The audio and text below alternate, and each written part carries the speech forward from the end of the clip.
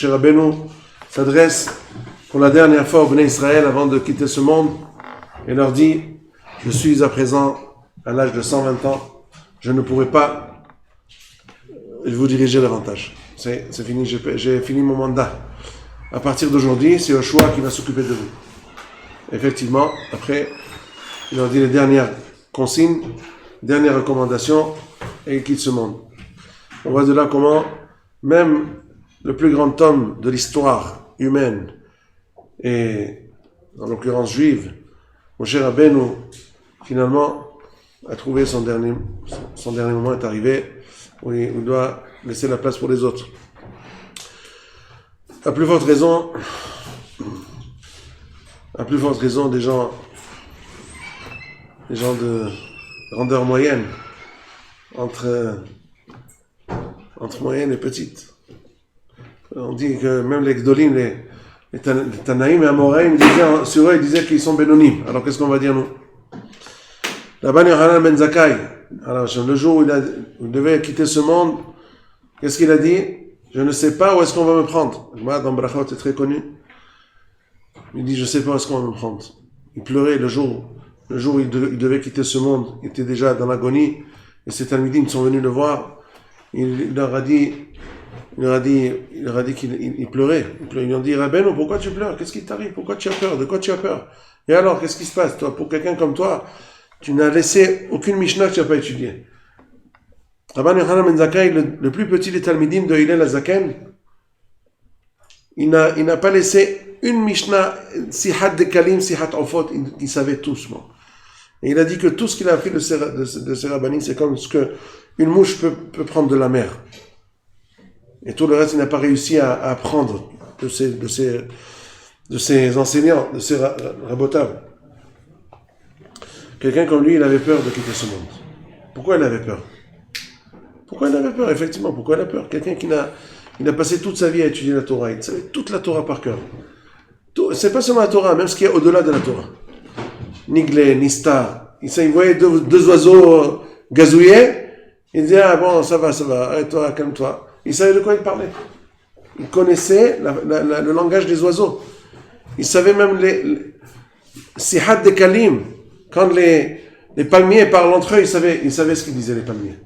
Effectivement, les palmiers, ils réagissent. La Gemara déjà raconte que les palmiers, il y avait un palmier sur lequel il fallait faire des brachot, des tfilot pour qu'il résiste à une certaine maladie, etc. La Gemara raconte. Donc ça veut dire que ce que les savants d'aujourd'hui et d'encore 220 ans ne découvriront pas, les Tanaïm le savaient déjà. Et nous, on ne sait même pas ce qu'ils savaient, on ne sait pas même les kotarot. Hein? C'est quoi les koteret? Hein? Non, kotarot, c'est les titres. Même les titres, on ne sait pas. Ils savaient des choses énormes, vous savez. Nous, on ne sait pas. Ils ne nous ont pas tout transmis. Alors, quelqu'un comme Rabban Yochanan ben Zakkai, qui savait tellement de choses, qui était tellement grand, il avait peur. Pourquoi il avait peur? Il ne sait pas par quel chemin on va le prendre. Est-ce qu'il va aller à Gan Eden ou Gehinnom? Il ne sait pas. Et à un moment, il dit: voilà, faites de la place pour Hizkiyahu Melech Yehuda qui vient me recevoir. Comme ça, il dit. Hizkiyahu Melech Yehuda. Hizkiyahu, c'était un des grands tzadikim du monde. Il vient le recevoir. Donc, c'est-à-dire qu'il est tzadik. Et pourtant, il a peur. Pourquoi il a peur? Énigme. Je ne sais pas. Pourquoi il a peur? Alors, le Rav Pinkus dit qu'il avait peur. Parce qu'il y a des fois, une toute petite faute qui peut faire partir en l'air tout leur lamaba. Par exemple, Malbin b'nei havero barabim. Par exemple, Mitkabev b'klon havero. Quelqu'un qui s'enorgueillit, il reçoit de l'honneur, par rapport au rabaissement de son copain. Il fait prévaloir ses midotes, son avantage, et de là, on comprend tout de suite que lui, il est bien, ça veut dire que l'autre, il n'est pas bien. Pour des choses comme ça, Chachamim ont dit: En lo halek l'amaba. C'est horrible. Quelqu'un énorme, tellement grand comme Rabban Yochanan ben Zakkai, qui avait tout tous les Talmidim, tous les grands Tanaïm, c'était ces Talmidim à lui. Rabbi Eliezer ben Orkanous, le rêve de Rabbi Akiva. qui a transmis toute la Torah, tout ce qu'on a aujourd'hui, c'est tout de la bière qui va, ça vient, tout. Alors, Rabban Yochanan ben Zakkai, il va avoir peur. Pourquoi? Avec tout le bagage qu'il a, le Moshe Rabbeinu du dehors. Eh bien, il avait peur. Pourquoi? Pour une petite chose de Ben Adam Lahavero, il a dit un mot déplacé, il a fait honte à son copain en public. Voilà, il a perdu son robe. Alors, ça donne à réfléchir. Pas rester indifférent. Effectivement. On voit comment le Ben Adam Lahavero, il est tellement fort. Et quand on se trouve à mi-chemin entre Rosh Hashanah et Kippour, et qu'on, bien entendu, surtout quand on est dans une yeshiva, on fait toujours son introspection, on réfléchit à toute notre condition, à nos mitzvot, à nos averot, à notre approche de la Kadosh Baruch Hu, comment est notre tefillah, comment est notre atmada, est-ce qu'on parle pas au milieu du seder, est-ce qu'on ne fait pas est-ce qu'on fait netilat yadayim convenablement, est-ce qu'on fait les brachot convenablement, toutes ces choses-là, c'est quoi? C'est Ben Adam Hamakom. C'est bien beau. On peut être le plus parfait dans Ben Adam Hamakom, comme Rabban Yochanan ben Zakkai, et pourtant, ne pas être sûr d'accéder à la Mamba. Pourquoi? Parce qu'il y a un petit Ben Adam Havero qui nous a gâché tout. C'est horrible, c'est quelque chose d'effarant, c'est épouvantable, ça fait très peur. Alors, et avec ça, on doit arriver à Yom Kippour. Et la Mishnah nous dit, si ce n'est pas suffisant pour nous faire peur, la Mishnah nous dit clairement. On ne laisse pas de sfekot, il n'y a pas d'hésitation. Averot, ben Adam, Namakom, ben Yom Kippourim, Mechaper. C'est bien. Tout ce qu'on a fait, si on a fait Hilul Shabbat, Avodah Zara, Gilui Arayot, Shfichut Damim, il y a aussi du Ben Adam Haverot dedans. Mais même les choses les plus graves du monde, tant que c'est Ben Adam Namakom, un bon vidouille, une bonne harata, un bon regret, un bon vidouille de tout cœur avec des pleurs et vraiment un regret, et accepter sur soi de ne plus remettre les pieds dans l'endroit de la Havera, ne plus avoir aucune relation avec la Havera, et ben, au Hashem, nous pardonne. Yom Kippourim, il pardonne. Non seulement Yom Kippourim, même tous les jours, que je vous pardonne. Yom Kippourim, qu'est-ce qu'il fait Yom Kippourim? Le Rambam dit qu'il épargne les Issourim, il épargne certaines fois, des fois il épargne les Issourim, des fois il épargne le Korban. Il y a des choses que le Yom Kippourim, il vient un lavage supplémentaire. Mais en fait, dès qu'on fait tchouva, avant la dame Avera, elle lave. Il a fait tchouva. Quelqu'un il a mangé de la viande non cachère. Il a mangé non cachère, carrément. Avec beaucoup d'appétit. Et il fait tchouva. Dès qu'on lui a dit, attention, tu as mal fait, Hazve Shalom, on lui montre comment Kadosh Baruch Hu, il est tellement bon avec nous, il donne tout. Il nous a choisi, il nous a donné la Torah, qui est une Torah extraordinaire. Alors, quand il entend ça, il fait tchouva, il dit, ah, je regrette amèrement, Haval, c'est dommage que j'ai fait ça. Mon Dieu, je fais tchouva, Ribono Shalom, pardonne-moi. Il demande de tout cœur, tout de suite c'est effacé. Vous savez comment on le sait? Admour Azaken, Baal HaTanya, Rabbi Shneur Zalman, il l'a dit. Il dit, la meilleure preuve, on l'a 3 fois par jour la preuve. On fait la bracha, Baruch Ata Hashem, Hashem Malchut, on ne dit pas Hashem, on dit Ado, n'est-ce pas? Hanun Amarbe Lisloah. Si c'était pas vrai, que Kadosh Baruch Hu effaçait tout de suite les fautes, dès qu'on fait une vraie tchouva, alors ça aurait été une bracha levatala. Si on n'y croit pas vraiment, alors on fait bracha levatala, qu'est-ce que tu fais? Baruch Ata Hashem, tu prononces le nom d'Hashem pour quelque chose qui n'est pas vraiment, tu n'y crois pas vraiment. Alors ça veut dire que tu fais bracha levatala. Si tu peux oser dire Baruch Ata Hashem, Hanun Amar Belisloah chaque jour, 3 fois par jour, c'est que c'est vrai. C'est que Kadosh Baruch Hu efface les fautes, pourvu qu'on fasse une bonne tchouva. Non seulement à Yom Kippour, toute l'année. Et voilà qu'on arrive à Yom Kippour. On a fait le Sha'arei Teshuvah, on a fait le Mesilat Yesharim, on a fait le Orchot Tzadikim, on a fait Holvot Alvavot, on a fait tous les sfarim de Moussar possibles et imaginables, et on est, Baruch Hashem, on est parmi les Asara Rishonim, on est le premier au Beth HaMidrash, tous les matins. Et finalement, qu'est-ce qui nous gâche tout? Ben Adam Lahavero. On n'a pas encore, parce que la Mishnah continue en disant, Averot sheben Adam Lahavero, en Yom Kippourim mechaper, ad sheyefayes, ad sheyratze et Havero. si on a fait des fautes vis-à-vis de notre prochain, il n'y a pas de pardon.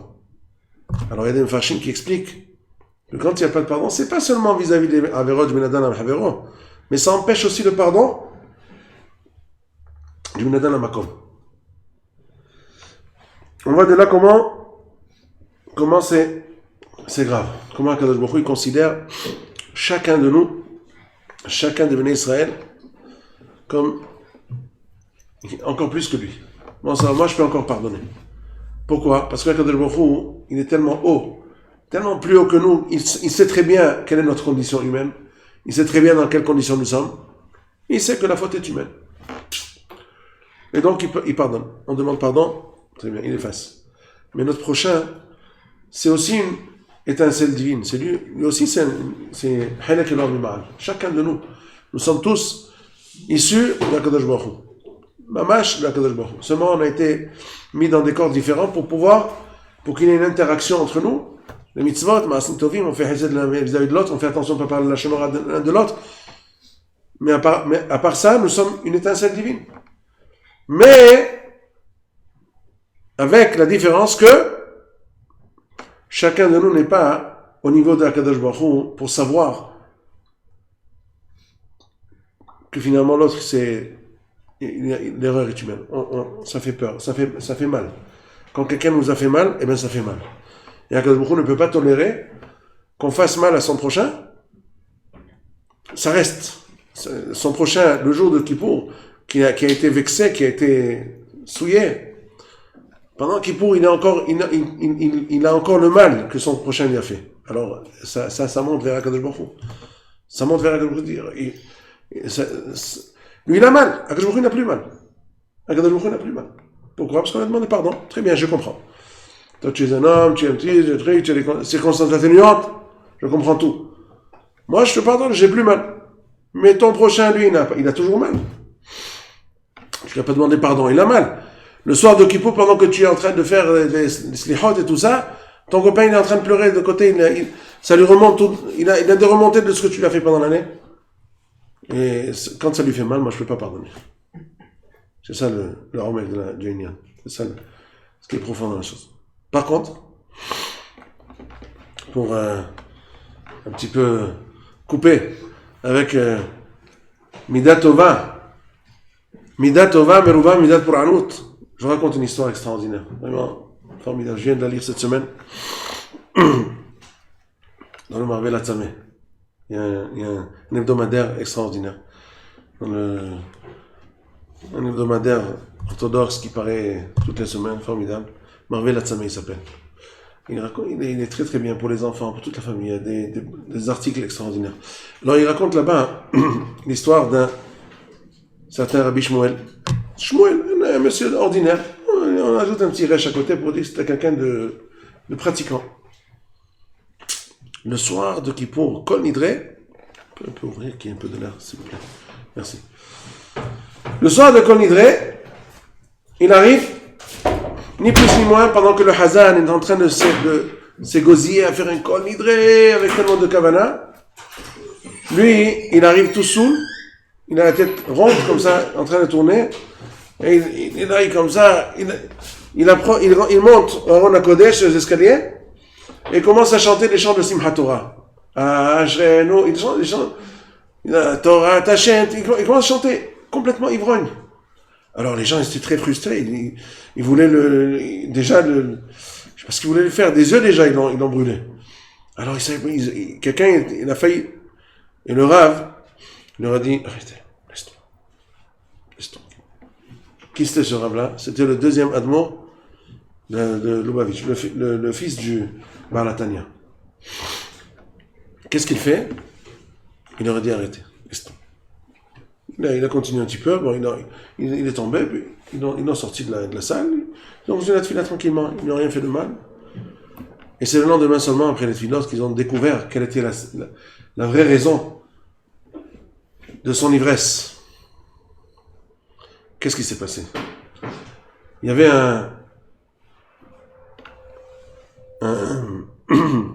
comment on dit, un paritz. Paritz à l'époque s'appelait les serfs. S-E-R-F. C'est ceux qui... Hein? Les seigneurs, voilà, les seigneurs. Et puis, ils avaient des domaines dans lesquels ils engageaient des juifs qui faisaient... Ils avaient des sortes de tavernes comme ça pour... Mais des fois, ça marchait mal. Et puis, il y avait des dettes. Il ne pouvait pas payer son loyer. Et alors, quand il y avait plusieurs avertissements, à la fin, c'était le cachot. Il mettait dans le cachot toute sa famille.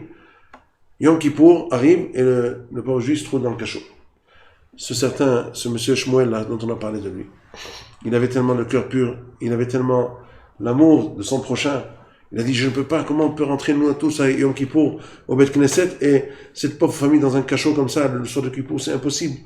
Il fallait payer sa dette. La dette remontait à plusieurs milliers de roubles, une très forte somme. Alors il s'est acharné de jour et de nuit pour chercher de l'argent. Il a ramassé, il lui manquait encore 300. Sans les 300, il ne pouvait pas le libérer pour Kippour. Alors en passant, il est passé devant une taverne, et il y a des ivrognes, des goïms qui l'appellent. Venez, monsieur, venez. Ils l'ont fait entrer, il est rentré. Et puis, il lui propose un marché. Il a essayé de leur faire demander, il lui a demandé, qu'est-ce que tu fais? Il a dit, je ramasse un peu de l'argent pour... Ah, vous voulez de l'argent? Eh bien, c'est des riches. Il dit, nous, on est prêt à vous donner pour chaque verre. Un grand verre comme ça, une grande, comment ça se dit? De bière, hein? La bière, il y a les gros verres de bière là-bas. Les chopes, non? Hein? Chope de bière. Tu bois, mais pas de la bière. Tu bois du vrai, vous savez, l'alcool 90. Hein? C'est presque comme ça. En Russie, c'est presque 90 degrés. Tu en bois 3 comme ça, pour chacun, tu en reçois 100. On te les compte tout de suite. Il a dit, jamais j'ai bu, non, c'est de la folie, il risque de mourir. Mais il a dit, pour libérer cette famille, il a fait le Messirut Nefesh. Il a bu les 3 verres, il a reçu les 300 roubles, il a été tout de suite, il a libéré le pauvre juif là-bas, il a donné l'argent, ils se sont libérés, et il a été en courant avec son dernier souffle, quand son ventre et tout, il était dans tous les états, et il arrive dans cet état-là au Beth Knesset. Et c'est comme ça qu'il est monté pour chanter les chants de Simchat Torah. Alors quand le Rav leur a dit ça, il leur a dit, vous savez, il avait tout à fait raison, et il méritait de chanter déjà les chants de Simchat Torah. Pourquoi? Parce qu'avec tellement d'amour de Am Israël, avec tellement de Ahavat Chesed, avec tout ce qu'il a fait Messirut Nefesh pour son prochain, il a déjà une caparat, il est déjà passé par Kippour depuis longtemps. Il est arrivé à Simchat Torah, il a acquis toutes les madrigotes. Il peut déjà chanter Simchat Torah, il est tout à fait en droit de le faire. C'est ça la ma'ala de quelqu'un qui fait primer. Parce qu'en fait, le Kitzur Derech, le raccourci pour arriver à la Dvekut, aux grandes madrigotes de la Torah, ça passe par le Ben Adam Haveru. Akadosh Baruch Hu, comment il a élu Moshe Rabbeinu, comment il a élu David HaMelech, tous les bergers de Am Israël, Akadosh Baruch Hu les a élus par des tout petites choses comme ça. Il les a vérifiés comment ils réagissent vis-à-vis des autres créatures, ne serait-ce que des petites brebis. David HaMelech avec une brebis, Moshe Rabbeinu avec une brebis, vous connaissez l'histoire, je ne vais pas m'allonger. Quand on prouve notre amour pour autrui, quand on fait attention aux petites choses, alors c'est déjà, on a déjà acquis beaucoup pour devenir quelqu'un qu'Akadosh Baruch Hu aime. Et comment on accède à ça? Comment on fait? C'est pas possible. Je vois mon copain, il me fait des histoires, j'aime pas son visage, il fait ceci, il me fait des misères. Comment je vais pouvoir l'aimer? Comment je vais pouvoir me donner à lui? Comment je vais pouvoir lui pardonner pour ce qu'il m'a fait? Alors là-dessus, il ramène aussi un maassé, très très beau maassé, avec un rave qui il a été dans la salle de Mioun. Comment on dit Mioun? La salle d'observation, n'est-ce pas? Dans les hôpitaux. C'est quoi la salle d'observation? C'est le Mioun, non? Comme ça, quand j'étais en France, on appelait ça la salle d'observation. C'est peut-être maintenant ça a changé de nom, j'en sais rien. Mais la salle d'observation, c'est le mioun. C'est quand les malades arrivent, il faut leur faire le tri, pour savoir où les mettre, qu'est-ce qu'ils ont exactement pour les savoir dans quel étage les mettre. Eh bien, ça s'appelle ça. Alors, ils voient un petit enfant, le visage tout déformé, plein de blessures et d'enflures, c'était horrible à voir. Et sa mère, à côté de lui, en train de l'embrasser, mon chou, tu es tellement mignon, tu es tellement beau, tu es tellement... Alors, le Rav Shiva, il dit à son talmid, Elle dit, tu vois, c'est le moment, tu crois qu'elle est aveugle, elle voit pas que son fils, il est tout à fait déformé, et c'est horrible à voir. Comment elle peut lui dire qu'il est encore son chou, et il est tellement mignon, il est tellement beau? Comment elle peut lui dire ça? Elle voit pas? Non, elle voit. Elle voit très très bien. Mais elle voit plus profond que nous. Nous, on voit que son visage. Elle voit son intérieur parce qu'elle l'aime beaucoup. Quand on aime, quand on voit les Ma'alot, elle connaît son fils. Elle le connaît aussi même avant qu'il ait la déformation du visage. Elle le connaissait avant. Elle sait comment il est mignon d'habitude. Comment il est souriant. Son petit sourire. C'est ça ce qu'elle voit. Elle voit ce qu'il a de bon dans son fond. Elle ne voit pas. Elle est aveugle à ce qu'elle voit, à ce que nous on voit. Nous on voit apparemment un visage déformé, mais elle ne voit pas du tout le visage déformé. Elle voit que le cœur, le bon cœur de son fils, qu'elle adore. Donc elle ne voit pas du tout le visage déformé. Alors si nous aussi, vis-à-vis de chacun de nous, chacun de notre prochain, même s'il nous a fait des histoires, des misères, tout, mais si on voit en fait que son fond, c'est, comme on a dit tout à l'heure, son fond il est bon. Il n'est pas mauvais. De son fort intérieur, il n'est pas mauvais. Il a fait une erreur. Alors, ça nous permet de l'aimer. Ça permet aussi de pardonner. En fait, des fois, il nous est très difficile de pardonner. Très difficile. Des gens qui nous ont fait, il y a des gens qui nous ont fait tellement mal qu'on ne peut pas leur pardonner. Très difficile. Alors, comment arriver quand même à pardonner? La Torah nous demande de pardonner. Si la Torah nous demande de pardonner, ça veut dire que c'est possible. Sinon, la Torah ne nous demande pas l'impossible. Alors comment on fait pour pardonner? Alors là-dessus aussi, j'ai vu un autre article dans la Tzameh qui m'a beaucoup plu. J'ai décidé de le partager avec vous plutôt que de faire autre chose. Parce qu'effectivement, chacun passe par ces étapes-là, ces épreuves difficiles.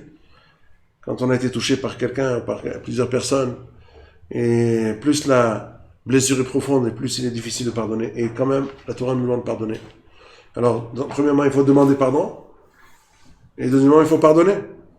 Le problème, comme dit le Shlach Kadosh, quelque chose de bizarre, c'est que quand, le soir de Kippour, la veille de Kippour, quand il est question de demander pardon l'un à l'autre, qui demande pardon à l'autre? Les meilleurs amis se demandent pardon. Les ennemis, chacun reste dans son coin, il attend que l'autre vienne demander pardon, et personne ne vient demander. Alors ça reste comme ça. Alors, la chokhma, c'est de savoir bouger, et arriver à la décision de demander pardon et de pardonner. Demander pardon, c'est sûr, c'est la moindre des choses. Quand on a vexé quelqu'un, la logique veut qu'il faut aller demander pardon. On ne peut pas blesser et laisser la blessure ouverte. Au moins, il faut chercher un petit pansement pour panser la blessure. C'est la moindre des choses. Et quand on demande pardon, il faut le demander d'après le Midrash, le Sefer Hasidim. J'ai vu qu'on a rapporté le Sefer Hasidim, le Rav Zaitchik Alav Shalom, il le rapporte dans cette paracha. Sefer Hasidim, il dit que pour vraiment demander pardon, c'est quelqu'un qui ne demande pas pardon ouvertement, c'est-à-dire dans les mêmes conditions dans lesquelles il a froissé son ami. Il ne peut pas froisser son ami en public, et après lui demander pardon en cachette, avec une allusion, hey, je te demande pardon. Même s'il te dit pardon, ce pardon ne vaut pas grand-chose. Pourquoi? Parce que tu n'as pas souffert comme lui l'a souffert. Il faut lui demander pardon devant tout le monde. Tu sens aussi le malaise qu'il a senti. C'est vrai que tu as un malaise quand tu demandes pardon, mais il faut le sentir, ce malaise. C'est comme ça qu'on a la capara, sinon... Alors voilà. Comment, oui, pardonner, alors qu'il est difficile de pardonner?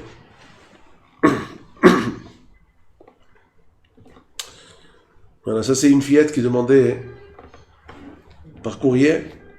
Elle dit voilà, il y a une amie qui m'a dit un mot qui m'a vexé, très vexé.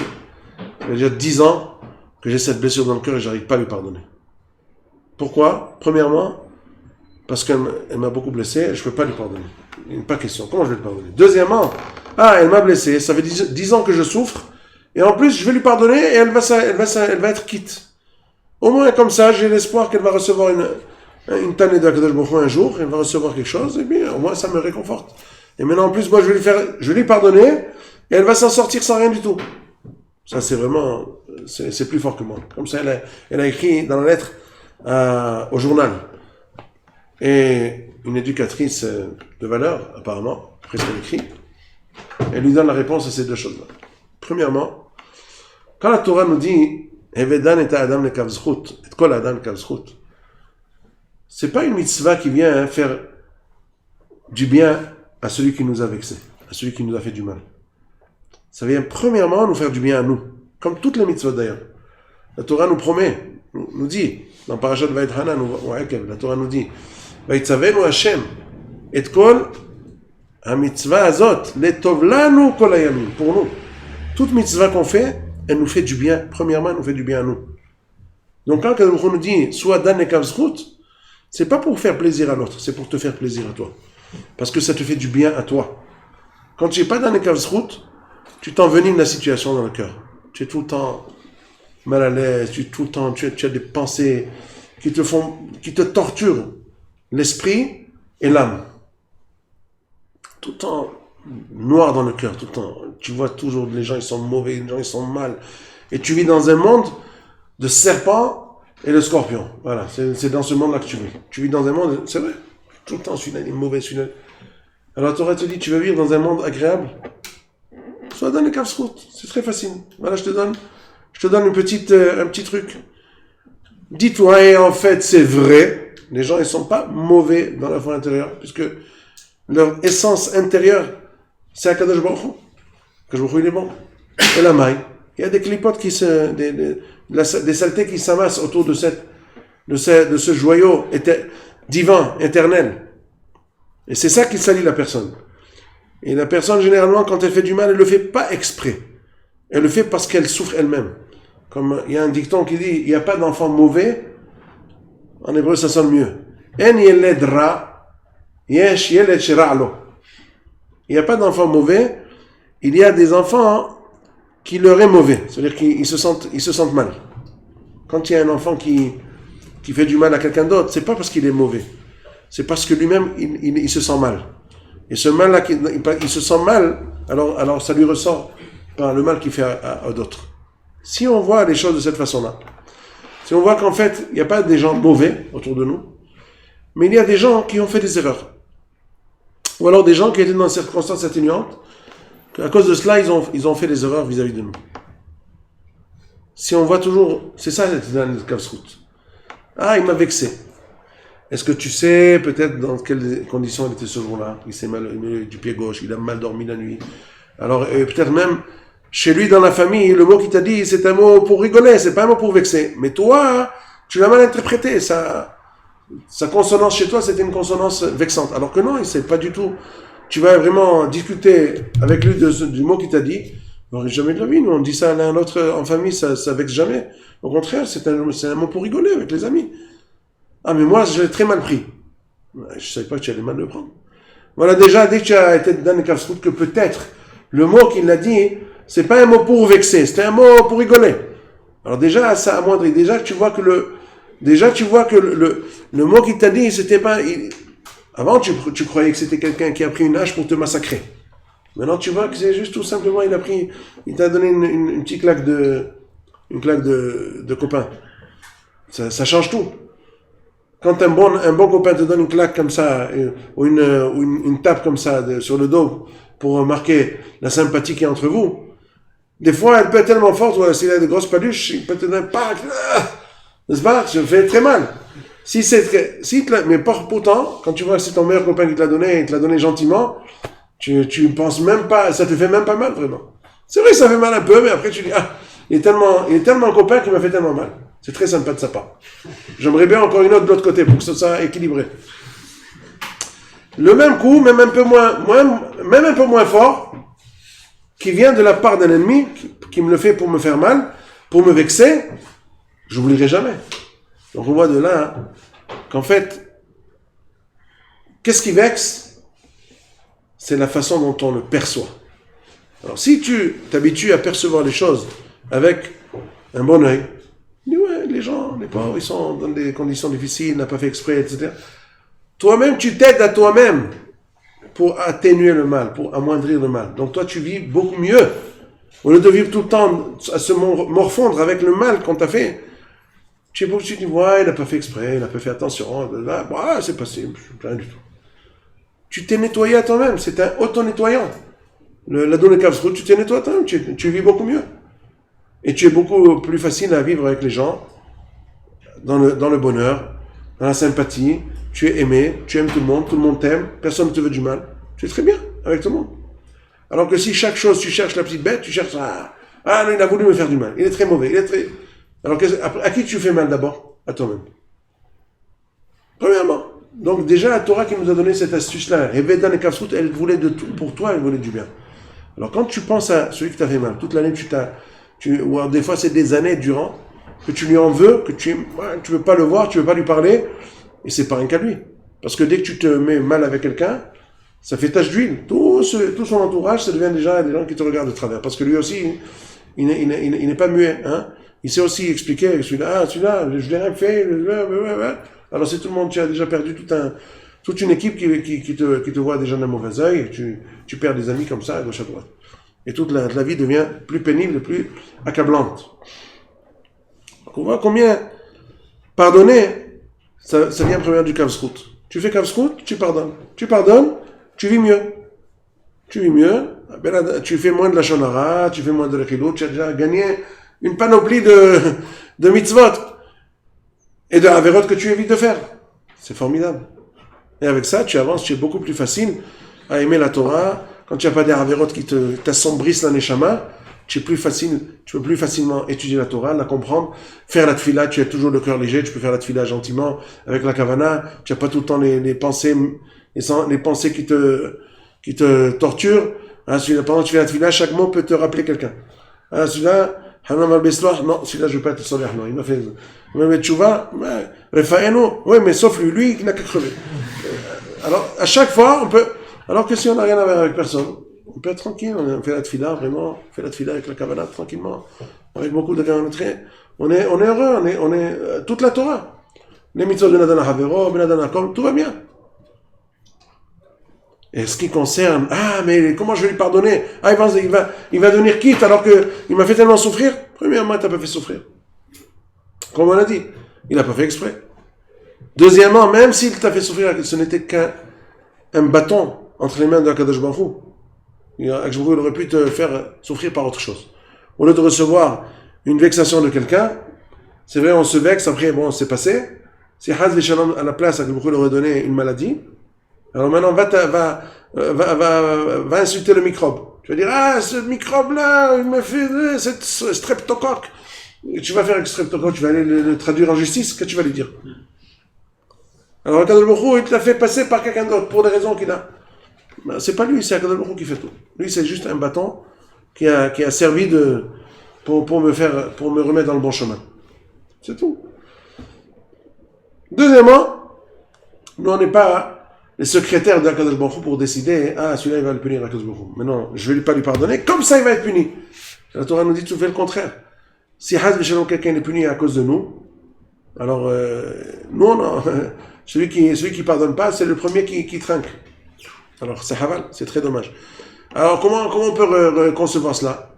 Quand on fait le travail des midot, quand on comprend que nous aussi on n'est pas complet, qu'on a fait des averot, que je vous cherche à nous faire tchouva, et quand on en pardonne, alors nous, de notre côté, on a fait la volonté de Akadosh Baruch Hu. Je te demande de t'élever et de pardonner. Quand tu as pardonné, tu as fait la volonté d'Akadosh Baruch Hu, le reste ne t'intéresse pas. Moi, je suis un Evet. Qu'est-ce qu'on a fait ce Rosh Hashanah? On était mamlich à Kadosh Baruch Hu. On l'a couronné sur nous comme roi. Si lui, le roi, on est serviteur, on ne cherche pas à comprendre. Il nous dit, fais ceci, fais cela, on fait, c'est tout. Pardonne, je pardonne. Dan Kapsrout.